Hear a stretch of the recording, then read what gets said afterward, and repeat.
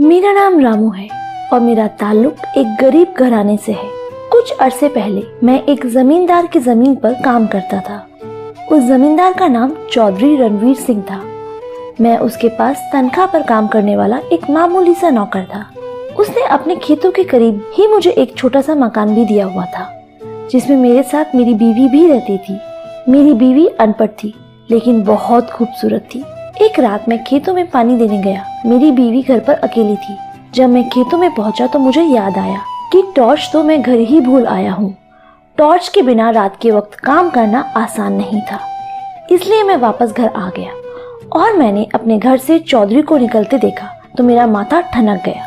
मेरी गैर मौजूदगी में वह मेरे घर पर क्या करने आया है, और वो भी रात के वक्त। जब मैं घर में दाखिल हुआ, मेरी बीवी मुझे देखकर घबरा सी गई, लेकिन मैंने उसको महसूस नहीं होने दिया और टॉर्च उठाकर वापस चला गया। मेरे दिल में शक सा बैठ गया था। चौधरी तो कभी मेरी मौजूदगी में भी मेरे घर नहीं आता था, फिर मेरी गैर मौजूदगी में क्यों आया? मेरी बीवी का हुस्न मेरी आंखों में खटकने लगा। उस दिन के बाद मैं थोड़ा सावधान हो गया और अपनी बीवी पर नजर रखनी शुरू कर दी। कुछ दिनों के बाद चौधरी ने मुझे घर बुलाया और कहने लगा, रामू तुम आज ही मंडी चले जाओ। मैंने फसल का सौदा किया है, उसके पैसे लेकर कल दोपहर तक वापस आ जाना और अपने साथ एक गार्ड भी ले जाओ। पैसों की रसीद मैं तुम्हें दे देता हूँ। मैंने हुक्म सुनकर सर झुका लिया और उसी शाम मैं अपने साथ एक गार्ड को लेकर शहर की मंडी में रवाना हो गया। मेरे दिल में बार बार वह रात वाला किस्सा आ रहा था। मुझे लग रहा था कि चौधरी ने मुझे रास्ते से हटाने के लिए मंडी भेजा है, वरना इस तरह के काम मैंने पहले नहीं किए थे और न ही यह मेरा काम था, बल्कि इस काम के लिए तो चौधरी ने दूसरा बंदा रखा हुआ था। 2 घंटे के बाद हम सब्जी मंडी पहुंच गए। तब तक अंधेरे ने अपने पैर फैला लिए थे। हमने मंडी में एक मुसाफिर खाने में रात गुजारी थी। सुबह 10 बजे बची हुई रकम लेकर वापस डेरे पर भी आना था। जब हम खाना खाकर फ्री हुए तो मैंने गार्ड से कहा, यार तेरी भाभी घर में अकेली है, रात का वक्त है, वह परेशान हो रही होगी, अगर तू कहे तो मैं वापस घर चला जाऊँ। तो गार्ड ने मेरे कंधे पर हाथ मारकर कहा, रामू तू चला जा, भाभी को अकेले मत छोड़ो, वैसे भी आजकल कुछ ठीक नहीं है, फिर सुबह वापस आ जाना, फिर रकम की गिनती करके डेरे पर ले जाएंगे। मैंने उसका शुक्रिया अदा किया और घोड़े की रफ्तार से वापस घर रवाना हो गया। रात के 11 बजे का वक्त था। खैर कुछ ही देर में मैं अपने घर के करीब पहुंच गया। अब अगला काम यह पता लगाना था कि क्या वाकई मेरा अपनी बीवी और चौधरी पर शक सही है या गलत है। मकान के पीछे जाकर मैं खामोशी से छत पर चढ़ गया और आहिस्ता आहिस्ता किनारे की तरफ आया। फिर उसी जगह लेटकर सहन की तरफ देखता रहा। थोड़ी देर बाद मुझे दरवाजा खुलने की आवाज आई। एक शख्स ने धोती पहन रखी थी। कमरे से निकलकर सहन में लगे पानी की नल की तरफ गया। मैंने उसको पहचान लिया था। वह चौधरी रणवीर सिंह था। हाँ, वो वही था जो मेरा जमींदार और जिससे मेरी रोजी रोटी जुड़ी हुई थी। तभी मेरी बीवी भी बाहर आई और दोनों मिलकर नहाने लगे और साथ ही उनकी शर्मनाक हरकतें भी जारी थी। मेरा शक बिल्कुल सही निकला।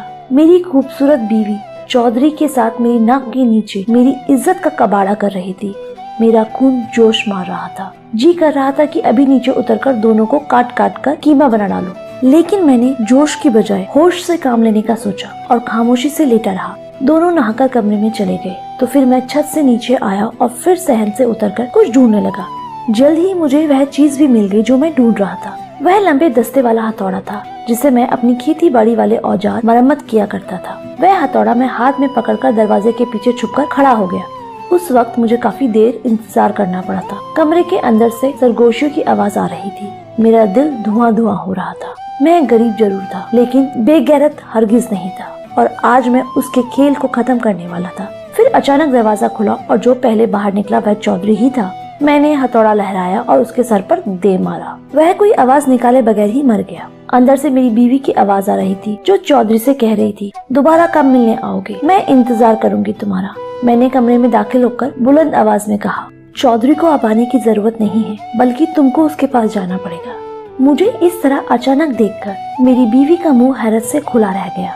मैंने उसको बालों से पकड़ लिया और सख्त लहजे में उससे पूछा कि घटिया औरत, जब तुझे चौधरी के साथ ही मुंह काला करना था तो मुझसे तलाक भी तो ले सकती थी। वह घबराकर बड़बड़ाने लगी और माफी मांग मांग कर अपनी सफाई देने की कोशिश कर रही थी। हथौड़ा मेरे हाथ में था और उससे खून टपक रहा था। मैं उसको खींचकर कमरे से बाहर ले गया और घुमाकर उसको चौधरी की लाश के पास फेंका। वह बहुत डर गई और जान बख्शे की दरखास्त करने लगी, लेकिन मुझ पर खून सवार हो रहा था। मैंने उस बेवफा को आखिरी बार देखा और आंखें बंद करके हथौड़ा उठाया और उसके सर पर दे मारा और दरवाजा खोलकर तुरंत बाहर निकल गया।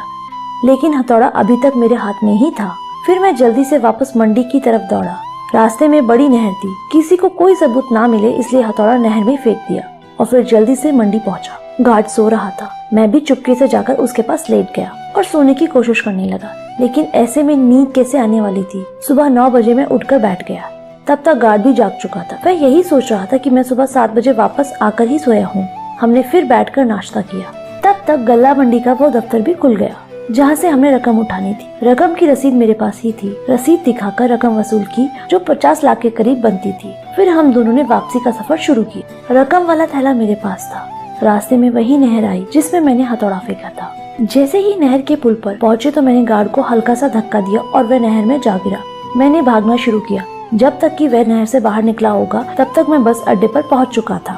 50 लाख की रकम मेरे हाथ में थी। मेरी अगली मंजिल कन्याकुमारी थी, जहाँ पर मेरी नई जिंदगी मेरा इंतजार कर रही थी। जहाँ पर ना तो इज्जतों का लुटेरा चौधरी था और ना ही दिल तोड़ने वाली बेवफा बीवी थी। दोस्तों, मैं आपसे पूछना चाहता हूँ मेरे बारे में आपका क्या कहना है? क्या मैंने ये सही किया या मुझे उन दोनों को माफ कर देना चाहिए था, या फिर उनके लिए यही सजा ठीक थी?